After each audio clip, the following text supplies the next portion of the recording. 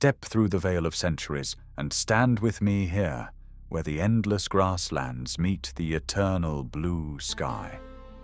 We have arrived in the heart of the Göktürk Khaganate, the first great Turkic empire that once stretched 6,000 kilometers from the shores of the Pacific to the edges of the Black Sea. Look at these weathered stone monuments rising from the steppe around us, carved with runic letters that have endured 1,200 years of wind and time.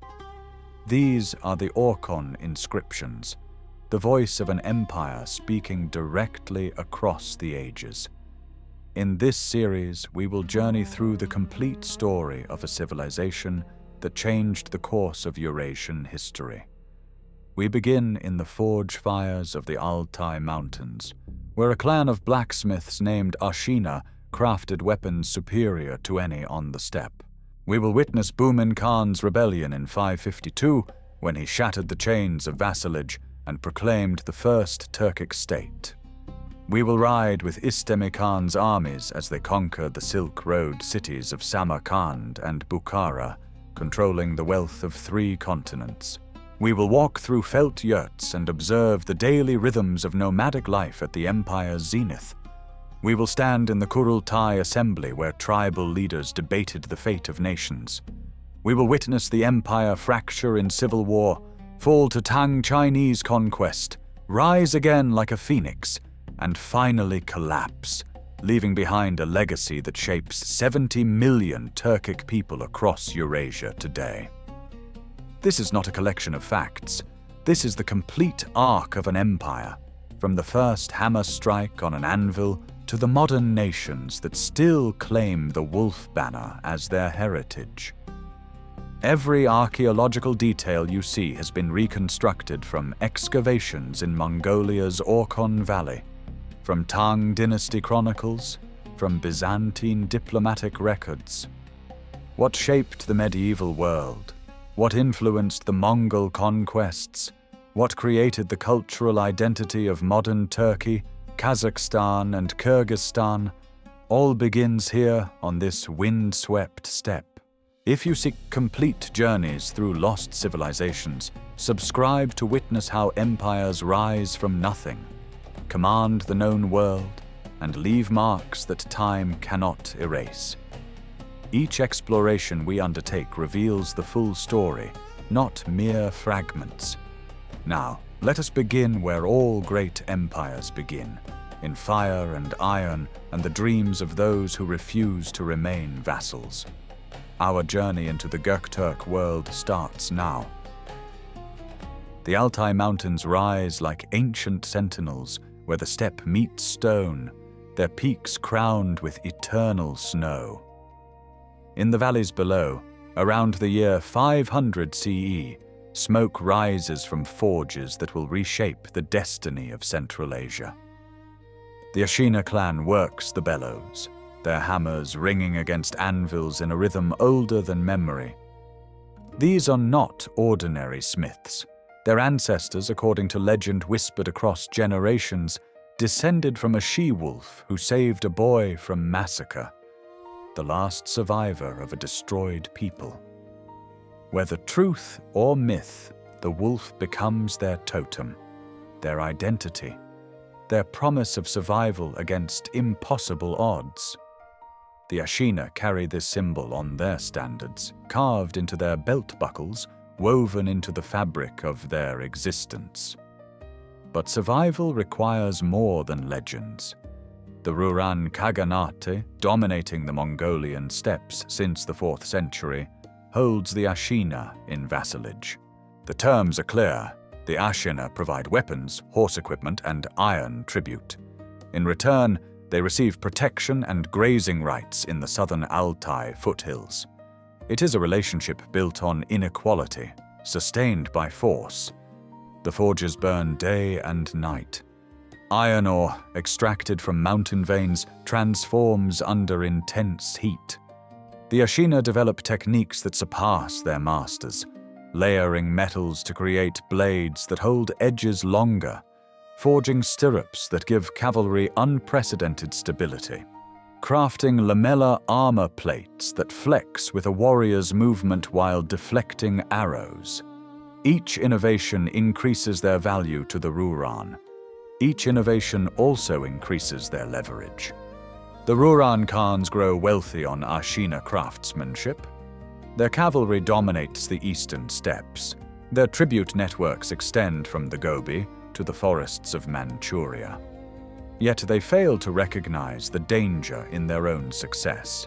The Ashina smiths, bound by servitude, are learning the true nature of power. It flows not from titles or bloodlines, but from the ability to arm warriors and equip armies. By the 540s CE, a leader emerges among the Ashina. Bumin, whose name will echo through centuries, understands what his ancestors perhaps only sensed, that the clan forging weapons for others might forge a destiny of their own. He watches Ruran tribute collectors arrive, demanding more iron, more blades, more submission. He sees the weakness beneath their arrogance, an empire stretched thin, facing pressure from the Chinese kingdoms to the south, internal divisions among rival clans. The forgers continue their work, but now each hammer blow carries a different weight. The Ashina are no longer merely crafting tools of war. They are preparing for a transformation that will shatter the old order and birth something unprecedented. The first great Turkic empire, rising from fire and iron under the eternal blue sky. The spring of 552 CE arrives with winds that carry more than the scent of new grass across the steppe. Bumin has spent the winter months in careful preparation, sending riders to allied clans, stockpiling weapons in hidden caches, waiting for the moment when Ruran attention turns elsewhere. That moment comes when the Ruran Khaganate faces rebellion from eastern tribes and pressure from the Western Wei dynasty. The empire that once seemed invincible now reveals the fractures Bumin has long perceived. The Ashina leader makes his move with calculated precision. He refuses the annual tribute, a declaration that echoes across the grasslands like thunder. When Ruran forces march north to crush this insolence, they find not scattered blacksmiths, but a unified cavalry force equipped with superior weapons forged in those same Altai workshops. The Battle of Huaihuang unfolds on the open steppe, where Göktürk advantages, lighter armor, faster horses, composite bows with greater range, prove decisive. Ruran heavy cavalry, designed for shock charges, cannot match the fluid tactics of warriors who have spent generations perfecting mounted warfare while their masters grew complacent. The Ruran lines break. Anagi flees eastward, his authority shattered. Bumin does not pursue into the distant grasslands, but instead consolidates his position, understanding that empire building requires more than battlefield victories. He proclaims himself Ilig Khagan, invoking Tengri, the eternal blue sky, as the source of his mandate. This is no mere tribal chieftain claiming dominance. This is the birth of a new political order. The Orkhon Valley, where the river winds through grasslands beneath sacred mountains, becomes the heart of this emerging realm. Here, at a site the Göktürks call Otuken, Bumin establishes his capital. The location holds spiritual significance, a place where earth meets sky, where shamans have long performed rituals to the ancient powers. Now it becomes the political and ceremonial center of the first Göktürk Khaganate. Bumin understands that the vast territories he envisions cannot be ruled by one man alone. He appoints his brother Istemi as Yabgu, granting him authority over western lands and the right to expand towards the setting sun. This dual khanship system, eastern and western rulers sharing power under a supreme Khagan, will become a defining feature of Göktürk governance, balancing unity with the practical realities of administering a steppe empire. The wolf standards rise above Otuken, their felt banners snapping in the wind. Tribal leaders arrive for the first great Kurultai, the assembly where decisions affecting the entire Khaganate are debated and sealed. Envoys from the Western Way arrive cautiously, recognizing that a new power has emerged on their northern frontier, one that must be acknowledged, negotiated with, treated as an equal rather than dismissed as barbarians. In the space of 3 years, the world has transformed. The Göktürk Khaganate crumbles into fragments, its remnants fleeing or submitting to the new order. The Ashina, who once labored in service to others, now command the loyalty of tribes across the eastern steppe. The forges continue their work, but now they arm an empire. The Dzungarian Gate opens like a natural corridor between mountain ranges, where the Tian Shan meets the Altai. Through this strategic passage, Istemi Khan leads his horsemen westward in 555 CE, beginning an expansion that will reshape the political geography of Central Asia. While his brother Bumin consolidates power in the east, Istemi carries the wolf standards towards the setting sun, toward lands rich with cities, trade, and ancient civilizations. The Hephthalite Empire controls the Western Territories, a confederation that has dominated the Silk Road for a century, extracting tribute from Sogdian merchants and challenging both Sassanid Persia and the remnants of the Gupta Empire. Their warriors are formidable, their fortresses numerous, but they have not faced the disciplined cavalry tactics perfected by Göktürk ironworkers, the composite bows that outrange their weapons, the mobility that turned static defense into liability. Istemi forges an alliance with Khosrow I of Sassanid Persia. Two empires, approaching from opposite directions, coordinate their campaigns against a common enemy. Through the 560s, the Hephthalite territories crumble. Göktürk cavalry sweeps through the Transoxiana region, the land beyond the Oxus River, where ancient cities cluster along caravan routes. The Hephthalite leadership fractures, their tribute networks collapse, their military power dissolves before the combined assault. The Sogdian cities watch these developments with merchant pragmatism. Samarkand, Bukhara, and dozens of smaller trading centers have survived by adapting to whoever controls the steppes. When Göktürk forces approach their walls in the mid-560s, negotiations begin. These are not simple raids, but calculated incorporations.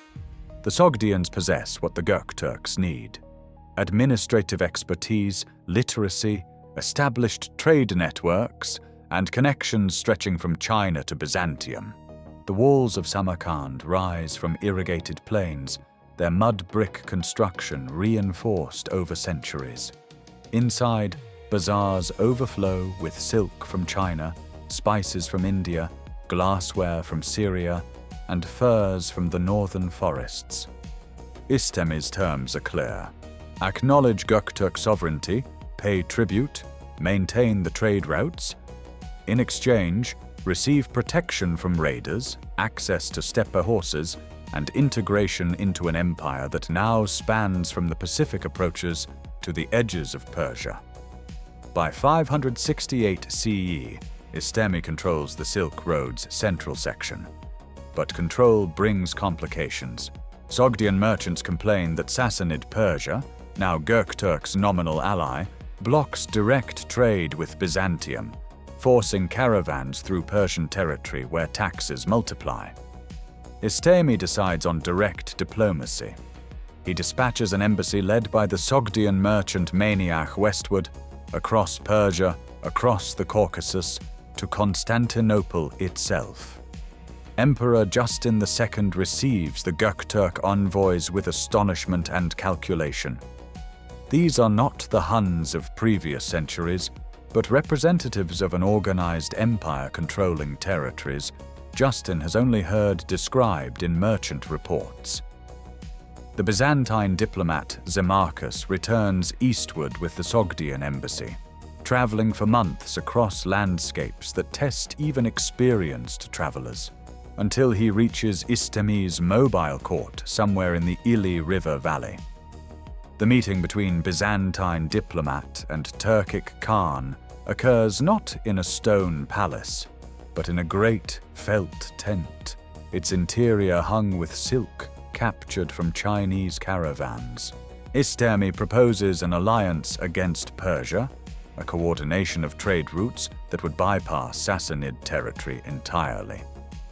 The discussions reveal the sophistication of Göktürk statecraft. These are not simple steppe raiders, but imperial administrators negotiating transcontinental policy.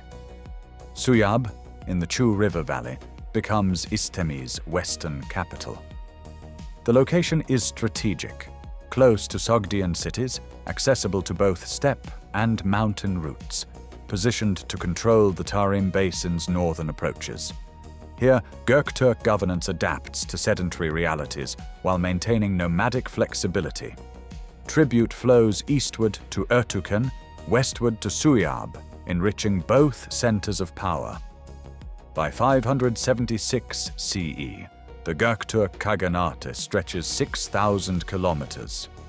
The empire controls not just territory but the arteries of Eurasian commerce, the routes where silk, horses, ideas, and religions flow between civilizations.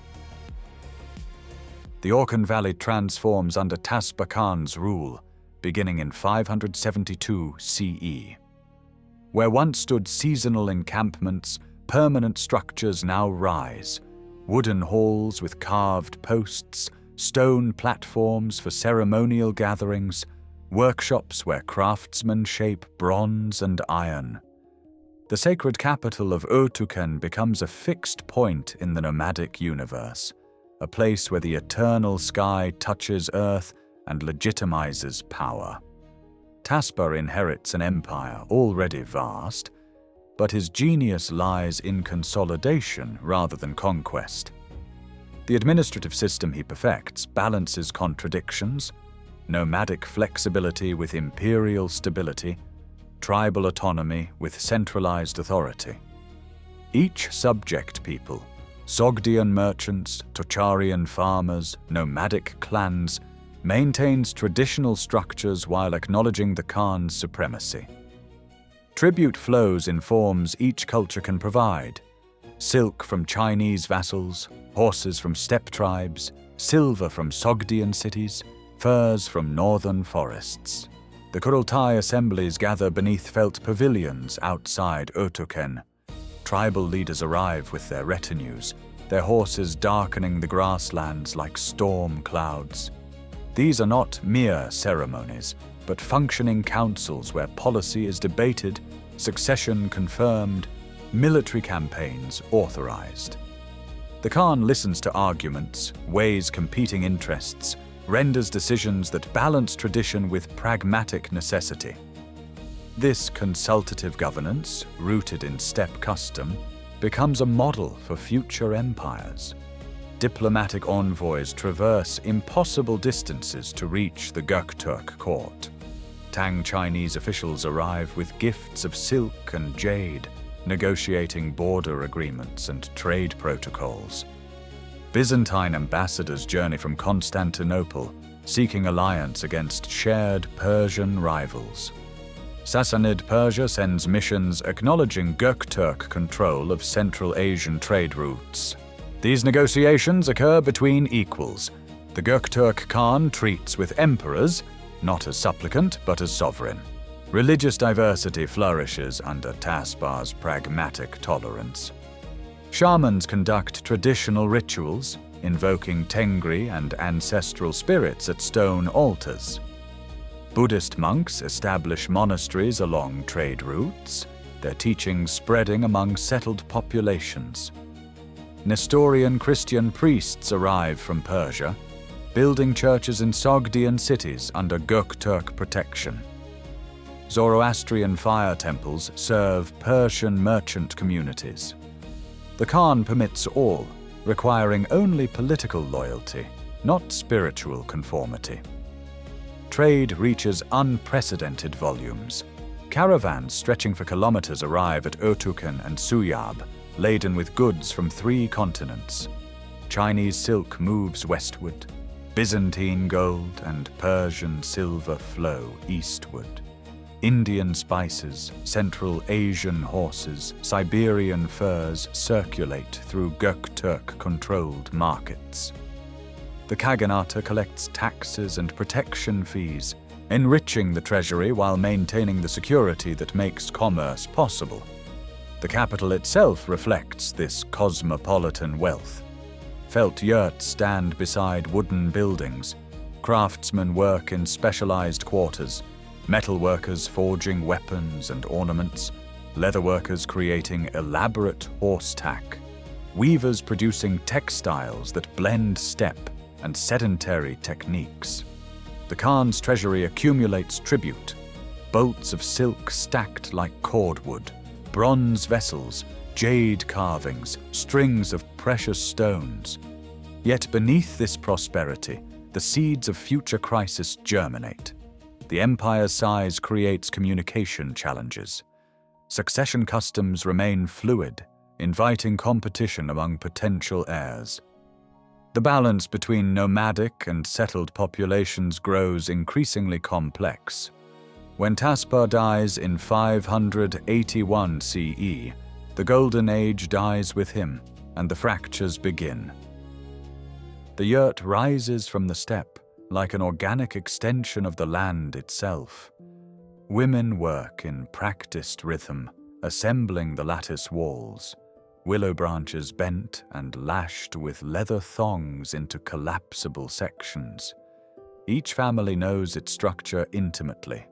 The Khana walls that fold for transport, the Tuno smoke ring that crowns the roof, the uni poles radiating like sun rays from center to edge, thick felt layers made from sheep wool beaten and compressed for days drape over the framework. In winter, multiple felt coverings trap warmth. In summer, a single layer allows air to flow. The entire structure can be dismantled and loaded onto pack animals in less than an hour. Inside, the space follows ancient patterns. The northern section, opposite the door, holds the family's most precious possessions: weapons, ceremonial objects, inherited treasures. Men occupy the western side, women the eastern. The hearth sits at the center, its smoke rising through the Tuno to merge with the eternal blue sky. Felt carpets cover the floor in concentric circles, their patterns carrying clan symbols woven in madder red and indigo blue. Wooden chests painted with animal motifs lined the walls, holding clothing, tools, dried foods. The seasonal rhythm governs everything. Spring migration begins when the first green shoots appear, usually late March.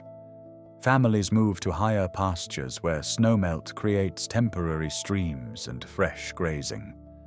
Summer camps cluster near permanent water sources, the Orkhon River, mountain springs, lakes that dot the steppe. Autumn brings descent to protected valleys before winter's arrival. Winter camps occupy sheltered locations with access to stored fodder, often the same sites used for generations. Horses define existence more than any other element.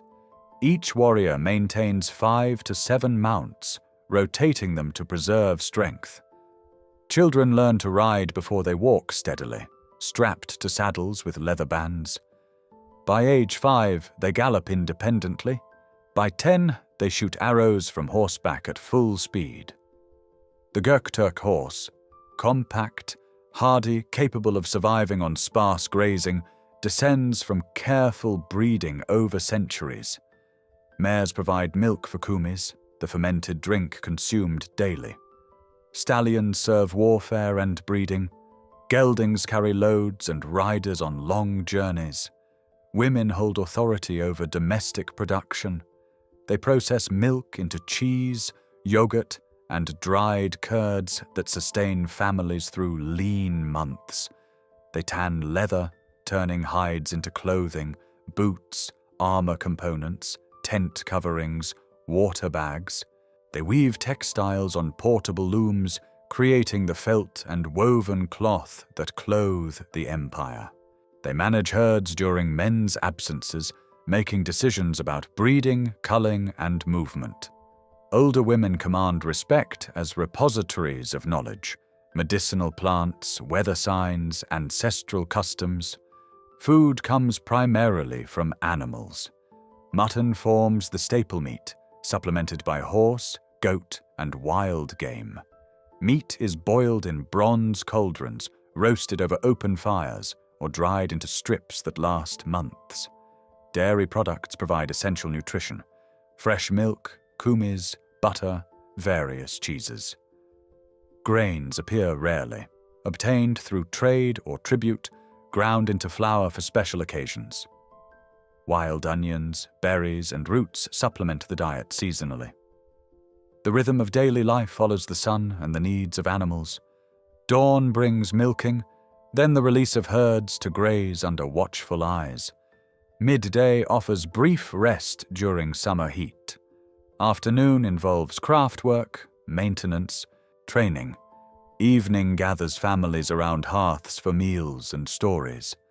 The steppe's vastness creates both isolation and connection. Neighboring camps remain visible across distances. Smoke signals communicate across valleys. But each family unit operates with considerable autonomy within the larger clan structure. The stone stands cold beneath the chisel, grey granite hauled from quarries 3 days' ride distant. A scribe kneels before the surface, his hand steady as he carves angular marks into the unyielding rock. These are not decorations. They are words, a new script born from the Göktürk need to speak across time. The old Turkic alphabet emerges in the late 6th century, possibly adapted from Sogdian merchants' letters or earlier Central Asian writing systems. Its runic characters designed for carving rather than ink. Each symbol represents a sound, allowing the Turkic tongue to be preserved in permanent form for the first time in history. The development transforms imperial administration. Previously, the Khaganate relied on Sogdian scribes to record tribute lists, diplomatic correspondence, treaties with Tang, China, and Byzantium. Now Göktürk officials learn their own script, establishing a literate class that serves the Khan's bureaucracy. Stone inscriptions begin appearing at strategic locations: mountain passes, tribal gathering sites, burial grounds of important nobles. The earliest texts record military victories, territorial boundaries, genealogies of ruling clans. Writing becomes power, a tool for projecting authority across vast distances where oral tradition once sufficed. At Ertuğren, the sacred capital in the Orkhon Valley, the integration of literacy with religious legitimacy reaches its apex. Shamans conduct rituals before carved stones, invoking Tengri, the eternal blue sky, whose divine mandate justifies the Khan's rule. The concept proves sophisticated. Tengri grants authority to worthy rulers, but withdraws favor from those who fail their people. This conditional legitimacy requires constant demonstration through military success, just governance, prosperity. Before major campaigns, shamans read omens in burning shoulder bones of sheep, in the flight patterns of eagles, in dreams. The Khan's connection to Tengri becomes inscribed in stone, permanent testament to divine approval.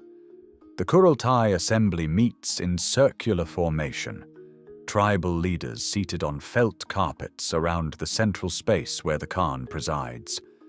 This consultative body debates major decisions, declarations of war, succession questions, allocation of pasture rights, diplomatic strategies. While the Khan holds ultimate authority, ignoring Kurultai consensus risks rebellion. The system balances autocratic power with collective wisdom, ensuring that decisions reflect broader tribal interests. Debates continue for days, arguments presented through formal speeches, historical precedents invoked, compromises negotiated. When consensus emerges, it carries the weight of unified commitment. The dual administrative system governs disparate populations. For nomadic tribes, traditional clan structures remain intact. Each group manages its own herds, migrations, internal disputes under hereditary chiefs who owe allegiance to the Khan. For settled populations in conquered Sogdian cities, Göktürk officials collect taxes, maintain order, oversee trade, but leave local governance largely unchanged. This flexibility allows the empire to expand without imposing uniform systems that would strain administrative capacity or provoke resistance. Training centers near Göktürk produce the empire's bureaucratic elite.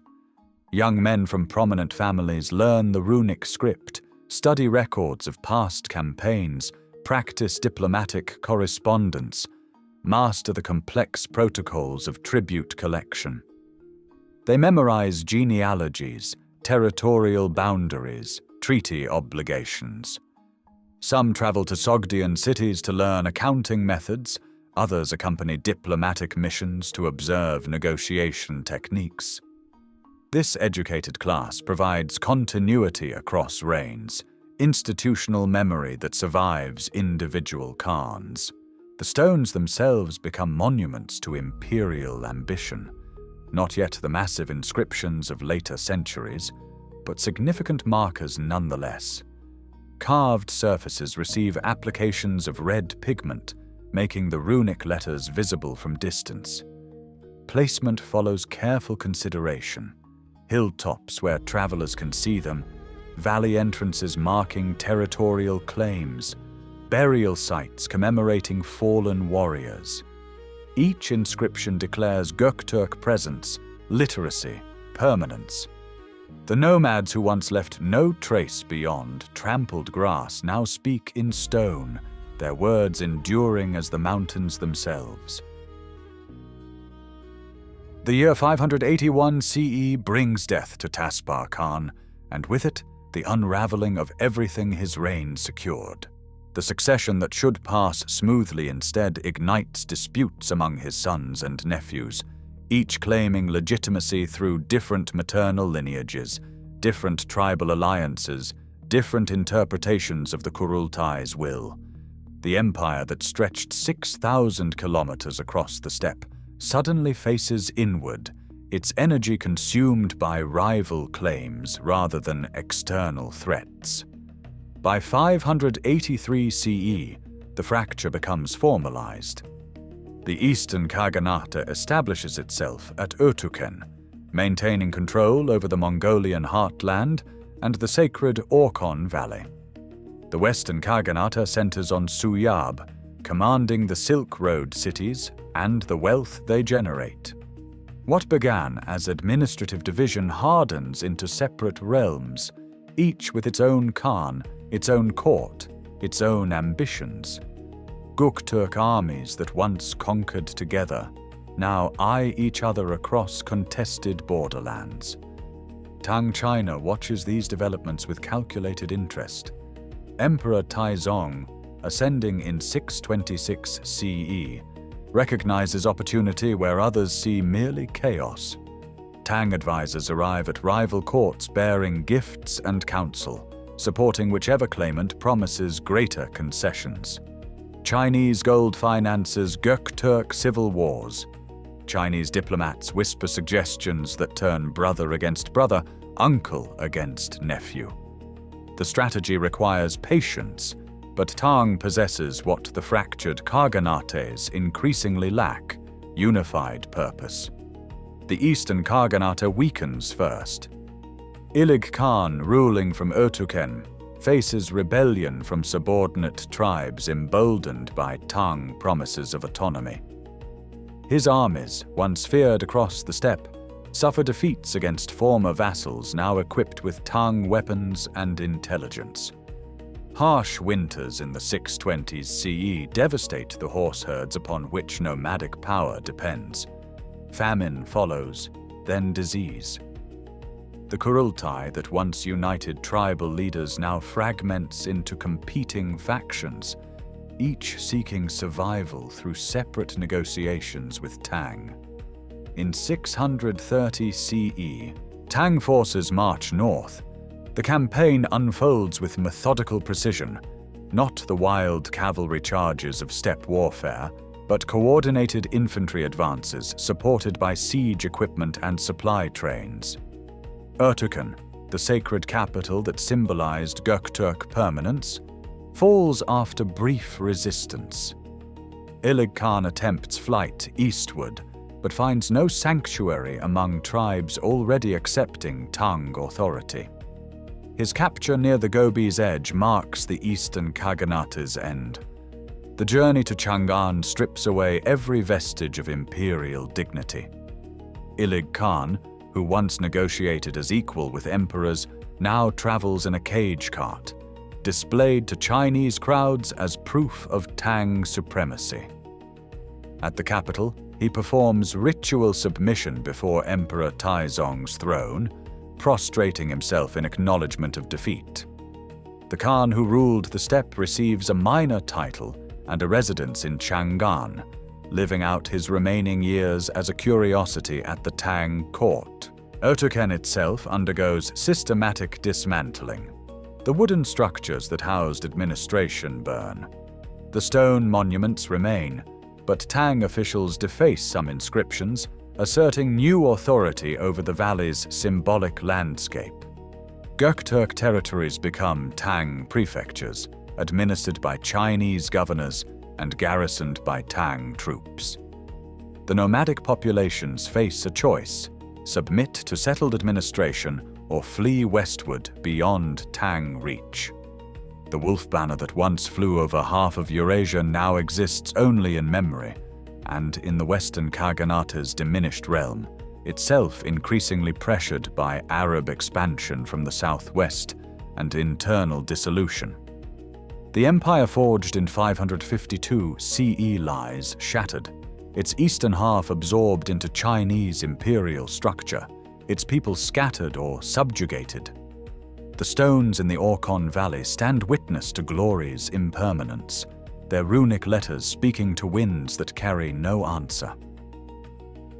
The rebellion begins not with armies, but with whispers among scattered camps in the northern steppes beyond Tang reach. In 682 CE, a prince named Göktürk, later known as Ilturish Khagan, gathers survivors of the old Göktürk nobility who never accepted Chinese rule. They are few at first, perhaps 700 riders, armed with weapons hidden from Tang confiscation or forged in secret. The wolf banner rises again in defiance, its felt standard catching wind that sweeps across grasslands where Tang authority grows thin. Göktürk strikes with the tactical brilliance inherited from his ancestors. His forces avoid direct confrontation with Tang garrisons, instead raiding supply lines and recruiting disaffected tribes chafing under Chinese administration. By autumn, his following swells to thousands. Tang governors send punitive expeditions, but the steppe swallows them. Nomadic mobility defeats settled military doctrine. Within 2 years, Göktürk controls the Orkhon Valley. Orkhon rises again, rebuilt on foundations Tang soldiers had dismantled. The sacred capital returns to Göktürk hands. The restoration remains fragile through Göktürk's reign. His successor, Kapagan Khan, ruling from 691 to 716 CE, wages constant warfare to maintain independence, campaigns against Tang border regions, conflicts with the Turkic Khaganate to the west, suppression of internal rivals. The Second Khaganate never regains the vast territories of Tasbar's era, but it survives, a phoenix diminished yet alive. In 716 CE, Bilge Khan ascends with his advisor Töngürkük, a military genius whose strategies preserved Göktürk autonomy through decades of pressure. Together they stabilize the realm, negotiating pragmatic peace with Tang China while strengthening internal cohesion. Bilge understands what his predecessors learned through ruin. Empires require more than military strength. They need memory, identity, permanence. In 732 CE, the great monuments rise. Stonemasons carve Bilge Khan's words into granite slabs 8 feet tall, each runic letter precisely cut to endure centuries. Nearby, a second monument honors his brother Göktürk, fallen warrior whose funeral in 731 CE drew mourners from across the steppe. The inscriptions speak directly to future generations, warning against Chinese seduction, praising nomadic freedom, recounting victories and defeats with unflinching honesty. Töngürkük commissions his own monument, his aged voice preserved in stone. Counsel on statecraft, warfare, survival. These monuments represent something unprecedented. Nomadic people creating permanent historical records, claiming their place in time through written language. The old Turkic script flows across stone surfaces, each character a defiant assertion of cultural identity against empires that would erase it. Yet even as the monuments rise, cracks appear. Uyghur tribes within the Khaganate grow powerful, their leaders ambitious. The delicate balance between tribal autonomy and central authority, always tenuous in steppe politics, begins shifting. Bilge Khan's death in 734 CE removes the last ruler with sufficient prestige to hold competing factions together. His successors lack his diplomatic skill, Töngürkük's strategic wisdom. The Kurultai assemblies grow contentious, old rivalries resurface. By the 740s, the Second Khaganate weakens from within, while external pressures mount. The monuments stand complete, their messages carved for eternity, even as the state they commemorate slides toward its final crisis. The year 744 CE brings fire to Ertuğrul. Uyghur forces, led by Kulug Boyla, sweep through the capital in a rebellion that transforms from internal revolt to dynastic overthrow within weeks. The wooden structures burn, flames consuming administrative buildings and royal yurts alike. The last Göktürk Khan, Osmish Tigin, falls in battle, his death marking the end of nearly 2 centuries of Göktürk political dominance. The Uyghur Khaganate rises from these ashes, claiming the same territories, the same Silk Road networks, but the wolf banner of the Ashina clan falls silent.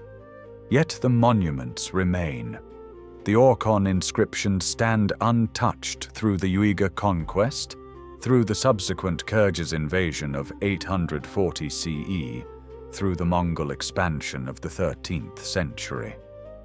Wind and weather erode the carved surfaces slowly, millimeters per century, but the runic letters persist. Nomadic peoples continue to pass through the Orkhon Valley, recognizing the stones as sacred markers of ancestral power, even as political control shifts between empires. The Göktürk legacy flows outward through dispersed tribes. Ashina princes flee westward, some finding refuge among the Khazars north of the Caucasus, where Göktürk administrative models shape the Khazar Khaganate's dual kingship system. Others migrate toward the Aral Sea region, their descendants eventually forming the Oghuz Confederation that spawns the Seljuk Turks. By 1071 CE, at the Battle of Manzikert, Seljuk forces employ cavalry tactics refined on the same steppes, where Bumin Khan once shattered Ruran lines. The Ottoman Empire, emerging in Anatolia by 1299 CE, inherits not just Turkic language, but political concepts. The Kurultai becomes the Divan Council. Tengri's legitimizing function transfers to Islamic Sultanate ideology. Mongol conquerors in the 13th century adopt wholesale the governmental framework the Göktürks pioneered. Genghis Khan's Yasa law code echoes Göktürk tribal regulations. The Mongol postal relay system mirrors Göktürk communication networks along the Silk Road.